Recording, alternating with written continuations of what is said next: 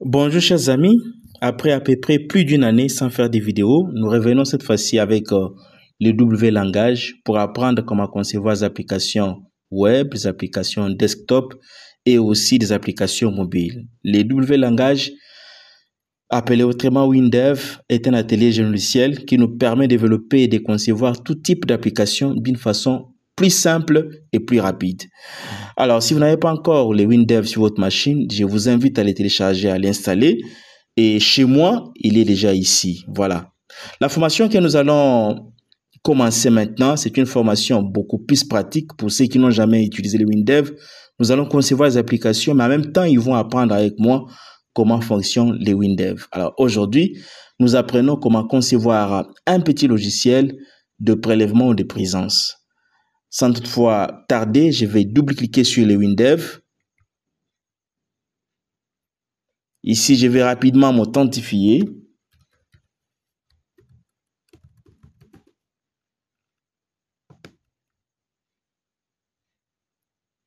Il se charge. Voilà, je suis sur l'interface des WinDev et c'est ici où nous allons commencer la conception de notre logiciel. Alors, sans toutefois tarder, nous sommes censés créer un projet. Le projet, c'est l'ensemble de tous les éléments qui vont devoir construire notre application. Et pour ça, nous avons des possibilités.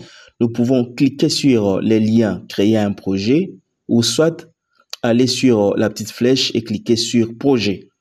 Alors, je vais cliquer ici. Et là, il me présente différents types de projets par rapport à ce que nous voulons faire. Nous allons opter pour l'application Windows ou Linux. Je vais cliquer sur suivant.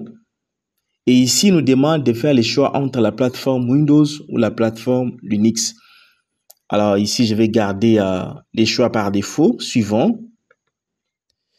Il nous demande si nous voulons créer un projet vierge ou un projet à partir d'un autre qui existe déjà. Je préfère que ce soit un projet vierge. Je vais sur suivant. Et ici, il nous demande si nous voulons créer un exécutable sur Windows 32 bits ou sur 64 bits. Il est souhaitable de garder l'exécutable Windows 32 bits pour la bonne et simple raison qu'il sera manipulable sur un système d'exploitation 64 bits. Tandis que si nous optons pour 64 bits, il ne pourra pas être pris en compte ou pris en charge par un système d'exploitation à 32 bits. Nous allons sur suivant. Ici, il nous demande de baptiser notre projet. Alors ici, je vais l'appeler contrôle présence. Contrôle-présence. Je vais sur suivant. Suivant. Ici, je vais vous épargner des GDS. Je vais expliquer ce que ça veut dire et son utilité plus loin. Suivant. Là, je vais garder la charte. Suivant. Et ici, j'ai la possibilité de préciser un certain design de mes fenêtres. Et pour l'instant, je préfère garder les designs par défaut. Suivant. Il me demande si mon logiciel sera monolangue ou multilangue. Je préfère garder le français. Suivant. Et là, il me demande si mon logiciel, mon application va devoir utiliser une base de données. Normalement, puisque nous aurons à stocker des informations, à ce niveau, nous gardons cette option cocher ou sélectionner. Nous allons sur suivant. Et là, il nous demande si notre base de données, qui est appelée aussi autrement ici analyse, portera les mêmes noms que les noms du projet. Alors, je préfère que ce soit les mêmes noms, contrôle présence, suivant. Il me demande de préciser les systèmes de gestion des bases de données. Ici, vous voyez, il y a toute une liste de systèmes de gestion des bases de données. C'est à vous de sélectionner, mais je vous conseille d'utiliser les systèmes de gestion des bases de données qui est sélectionné par défaut, qui est les HFSQL classiques. Suivant. Et terminé. Voilà, une fois appuyé sur terminé, il va nous demander de créer notre première table. La première table pour notre base de données. Je vais cliquer sur suivant. Et ici, je vais baptiser cette table employé. Et suivant. Suivant. Terminé. À ce niveau, je suis censé ajouter les champs dans ma table employé. Je vais mettre les champs, mais je vous informe qu'il y a déjà un champ qui est considéré comme identifiant avec ID employé et qui a pour type ID automatique. Alors, j'ajoute les restes des champs. Je vais ajouter par exemple le champ nom qui sera du type texte. Je change la taille 25. J'ajoute prénom qui sera du type texte, taille 25. J'ajoute sexe, texte, taille, je peux garder 10. J'ajoute date de naissance, date naissance, qui sera du type date. J'ajoute l'adresse.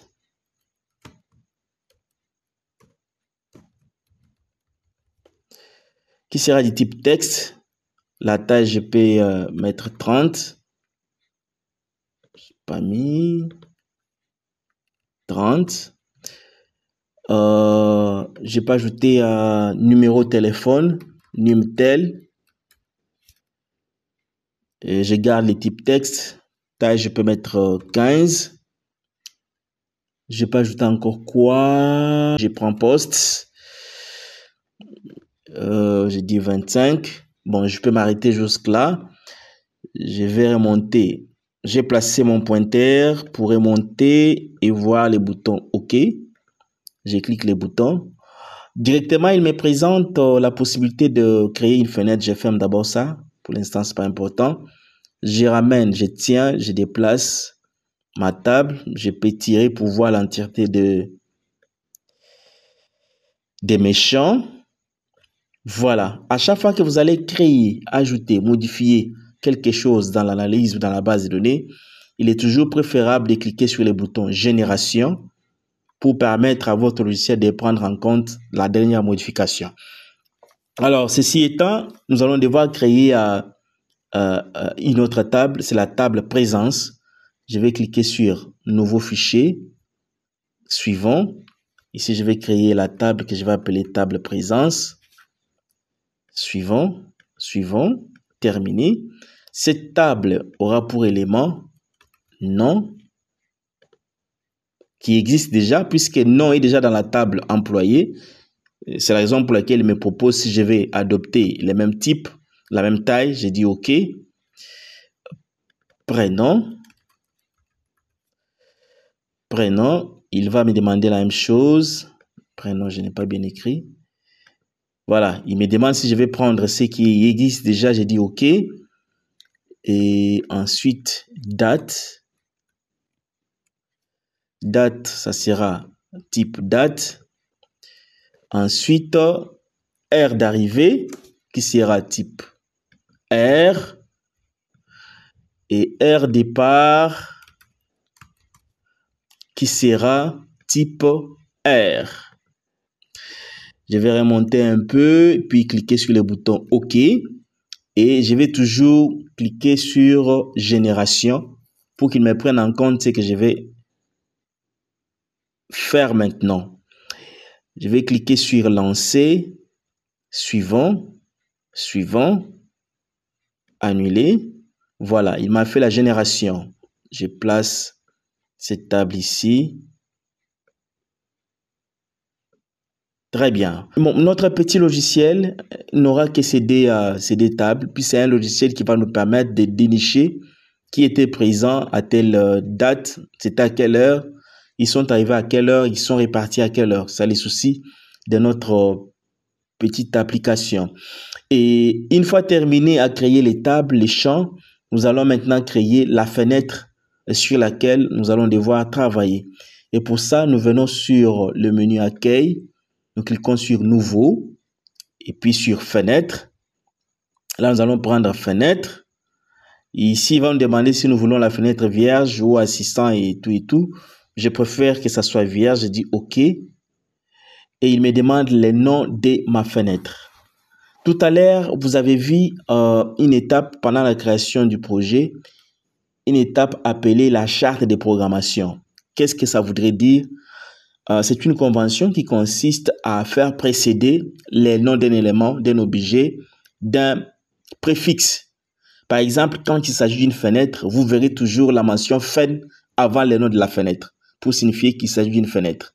Alors ici, cette fenêtre, je vais l'appeler la fenêtre employé. Employé. J'ai dit OK. Voilà.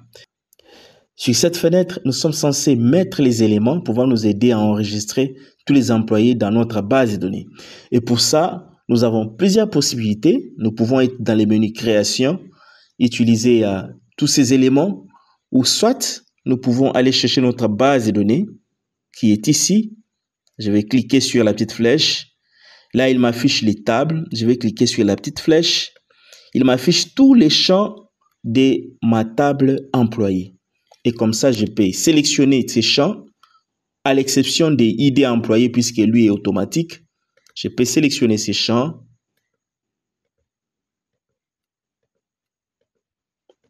Et les ramener sur ma fenêtre à la place que je vais, par exemple, comme ici, je lâche. Voilà, j'ai placé mes éléments.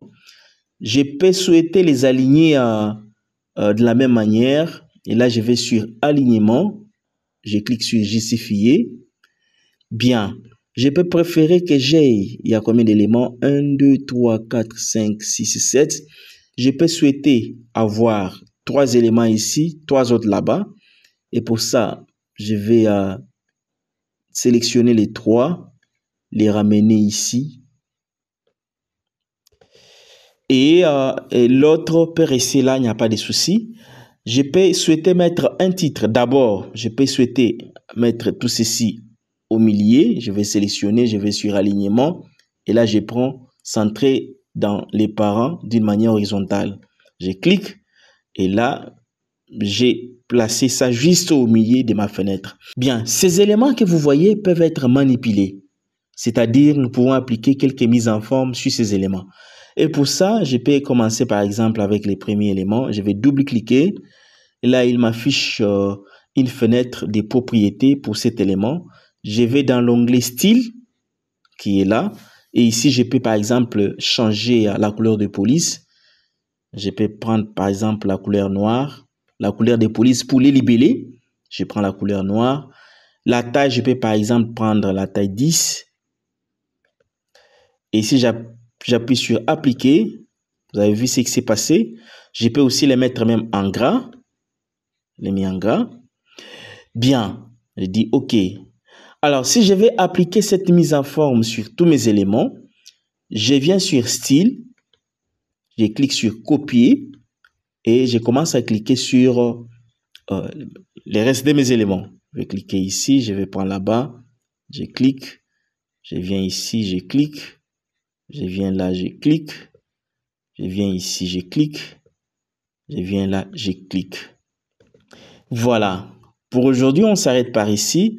On se retrouve après 3 jours pour une nouvelle vidéo qui est la suite de ce que nous venons de commencer. Si vous n'êtes pas encore abonné, cliquez sur le bouton s'abonner, activez la cloche pour être alerté des prochaines vidéos, surtout qu'il s'agit de la formation. Merci.